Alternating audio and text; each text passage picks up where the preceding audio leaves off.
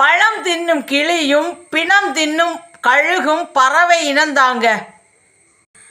ஆனால் அதன் தரம் வேறு, தன்மை வேறுங்க. அதுபோல தாங்க சில மனிதர்களும். நான் சில நாட்களாகவே இல்லை, சில வருடங்களாகவே என்னுடைய மொபைலிலும் மற்றவர்கள் மொபைலிலும் வீட்டில் உள்ளவர்கள் மொபைலிலும் ஏற்படும் மாறுதல்களை அதிகமாக கவனித்து ஆராய்ந்து வருகிறேங்க. இங்கே பார்த்தீங்கன்னா இந்த நெட் ஃபோனில் என்னுடைய யூடியூப் வீடியோ பேஜில் ஒரு ப்ரொஃபைலை நான் செட் பண்ணி வச்சுருக்கேன். இதில் பார்த்தீங்கன்னா அந்த ப்ரொஃபைல் தெரியும். ஆனால் எங்கள் வீட்டில் யூஸ் பண்ணுற இன்னொரு ப்ரொஃபைலில் அங்கேருந்து வெளியிலேருந்து ஒரு ஆள் கால் பண்ணும்போது அதே ப்ரொஃபைலை வச்சு எனக்கு இங்கே அனுப்பப்பட்டிருக்குறீங்க. பாருங்கள், இப்போது காமிக்கிறேன்.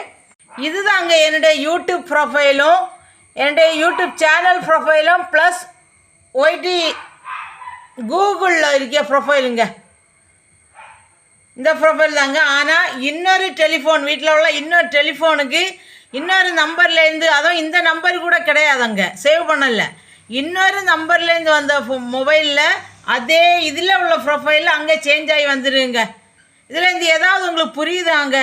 இப்படி தாங்க மறைமுகமாக நம் நாட்டு மக்களும் உலக நாட்டு மக்களும் திருடப்படுகிறாங்க மறைமுகமாக. ஆனால் பற்றி யாருமே கவலைப்படுவது கிடையாதுங்க. எனக்கும் இன்னொரு நாட்டை பற்றி குறை கூறுவதோ யாரையும் தரந்தாழ்த்தி பேசுவதோ விருப்பம் இல்லைங்க.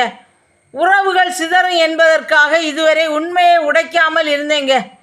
பல ஆராய்ச்சிகளின் பிறகுதான் இப்பொழுது வழிமுறைகள் கண்டுபிடித்து விட்டேன். சில விஷயங்களை நாம் உடைத்து பேசாமல் இருந்தால் நம் நாட்டிற்கும் உலக நாட்டிற்கும் அழுகைதான் மிச்சமாகும். காயம் தந்தவர்களிடம் காரணம் கேட்காதீர்கள், அவர்களின் காரணம் இன்னும் நம்மை காயப்படுத்தும்.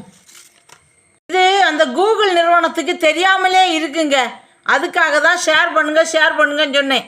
நான் எப்படியாவது அந்த கூகுள் சிஓயையும் யூடியூப் சிஓயையும் சந்திச்சாதான் இந்த யூடியூப் சேனலில் வச்சிருக்கவங்களுக்கு எல்லாருக்கும் ஒரு விடிவு காலம் பிறக்குங்க. நம்புங்கள், ஜெபியுங்கள், நல்லது நடக்கும், நல்லது நடக்கும், நல்லது நடக்கும்.